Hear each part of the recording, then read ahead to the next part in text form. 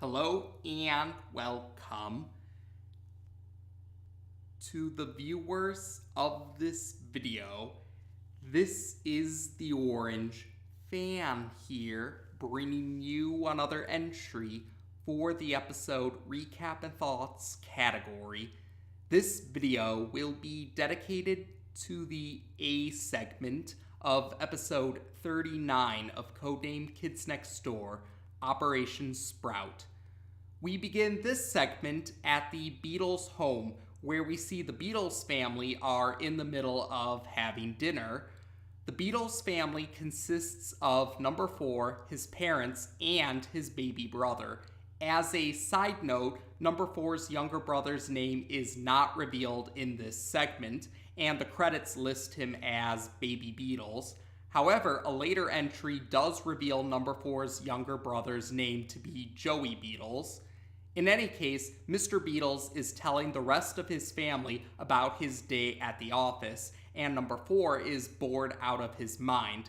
Not paying attention, number 4 ends up eating a Brussels sprout, and Mrs. Beatles comments about how proud she is of her oldest son. She says something along the lines of how number 4 will become an adult soon enough if he continues to eat his Brussels sprouts. This horrifies number 4, and he activates a 2x4 technology alarm. Soon enough, a 2x4 technology vehicle that essentially resembles a flying ambulance breaks through one of the walls of the kitchen. The rest of the Sector V operatives exit the flying ambulance to get number 4, but number 4 makes a point to request permission to leave the table first, and Mrs. Beatles grants number 4 permission to do so. So after that's done, the rest of the Sector V operatives bring number 4 inside of the flying ambulance, and they head off for the Sector V treehouse.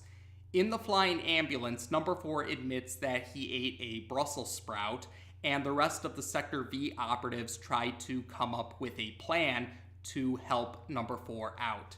After returning to the Sector V treehouse, the Sector V operatives head for the med lab, and number 1 starts to explain a plan that they came up with. Number 1 says that number 2, number 5, and himself will shrinkify. That's how number 1 describes it. So yes, number 1, number 2, and number 5 will shrink down in size in order to enter number 4's body and remove the Brussels sprout.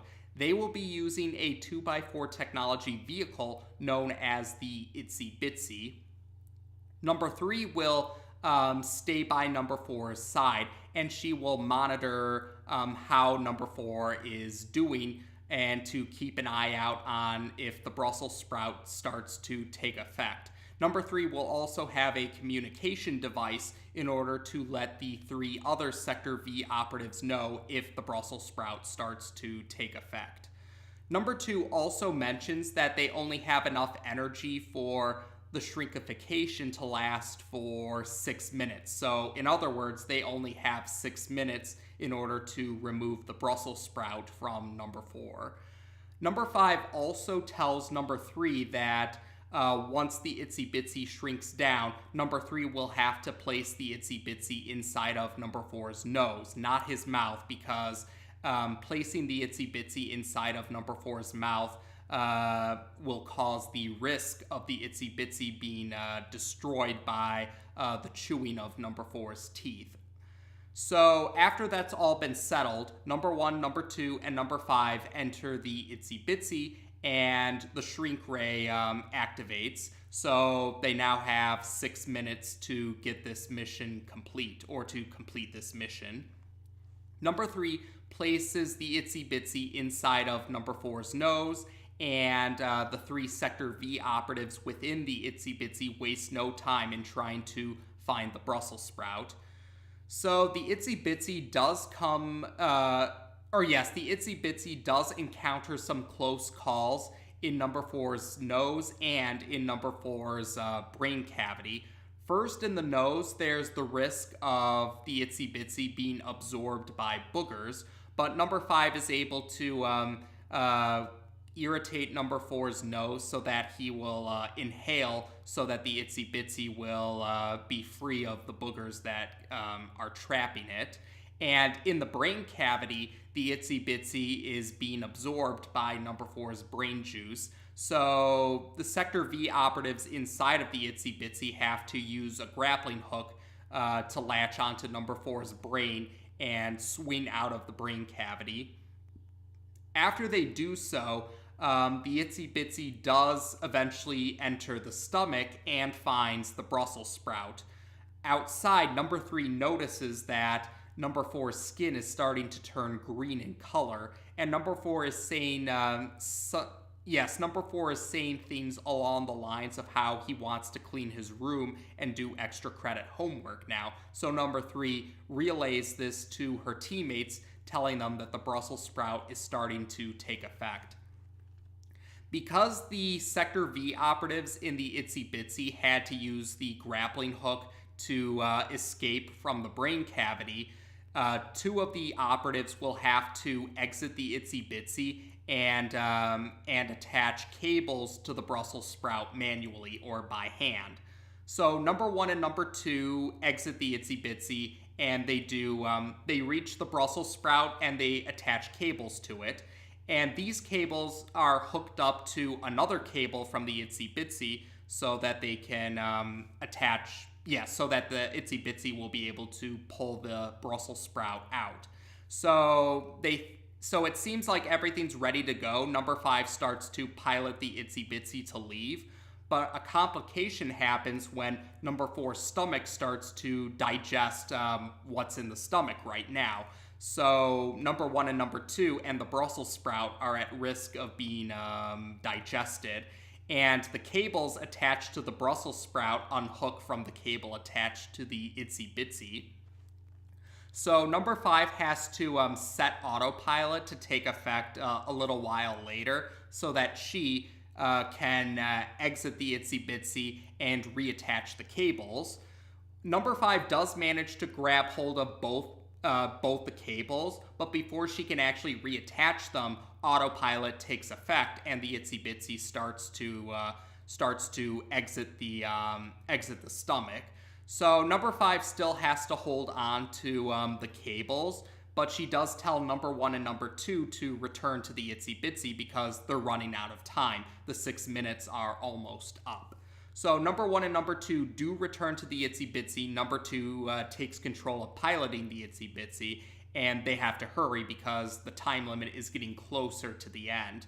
And it's a close call, but yes, number 4 actually manages to sneeze out the itsy bitsy just as the time limit expires. So number 1, number 2, number 5, and the itsy bitsy are returned to their normal sizes. And yes, they were able to remove the Brussels sprout. Number 4 is back to his usual skin color, and he does thank his teammates for what they did for him. And number 5 throws the Brussels sprout out now that they have completed their mission. So number 4 eventually returns home, and he questions about what he missed.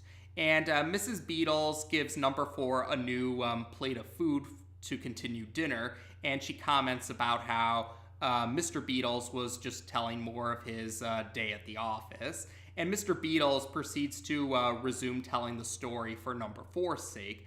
But number 4 is bored again, and while he's not paying attention, he ends up eating liver. And Mr. Beatles comments that he didn't know his son liked liver. And the segment ends with number 4 horrified that he ate liver. So there you go. This was the A segment for the Season 3 finale of Codename Kids Next Door. I did mention before that Season 3 and Season 4, the 2 middle seasons of Codename Kids Next Door, were the only seasons where the season finales were episodes that were split into an A segment and a B segment, rather than being a full episode like the other seasons of the series. Season 3 already had its heavy hitter episode in Operation Graduates. So for this segment, this segment was pretty tame compared to Operation Graduates. But yes, this segment actually didn't have any villains in it per se, because even the Brussels sprout wasn't sentient like the evil turnip back in season one's Operation Turnip, or the asparagus beast from an earlier season 3 segment, Operation Afloat. The Brussels sprout was just a normal Brussels sprout, and this segment was more about the danger of number 4 becoming an adult. Yeah, the danger was more number 4 becoming an adult quicker because he ate his Brussels sprout, which of course is a reference to that saying that some parents tell their kids that they'll get big and strong if they eat their vegetables. And of course, given the way how there are adult supervillains in Codename Kids Next Door, this is in line with the show's usual tendency to take things take the mundane into an over-the-top situation, which was the case here, where the other Sector V operatives, well, 3 of the Sector V operatives, I should clarify, had to resort to shrinking in size and entering number 4 to remove the Brussels sprout. So yes, this was a reference to the movie Fantastic Voyage, and there have been other, that's a story that does tend to have some parodies or affectionate homages to it, going inside of someone to remove something that was swallowed by someone. So yeah, it's a storyline that's been done several times, but yeah, I've always been of the mind that execution is what matters most, and it's understandable how others may want to do their own spin on those general storylines. And yes, I did enjoy Codename Kids Next Door's take on Fantastic Voyage, or their homage to Fantastic Voyage. I thought it was a fun segment overall.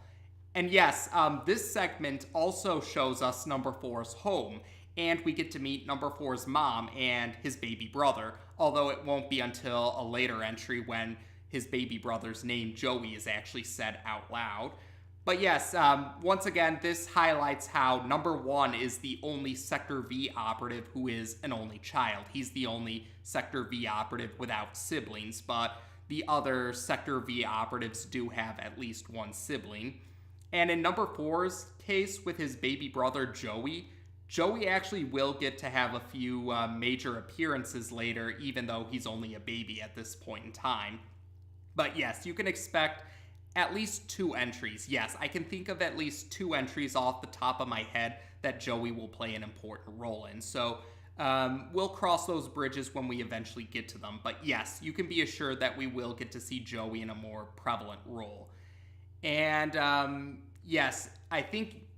with number 4's home being shown to us in this segment, I believe that just leaves number 3's house as the only house that we haven't seen yet for the Sector V operatives, and we will get to see number 3's house eventually in a later entry. We will be sure to talk about that once we cross that bridge eventually.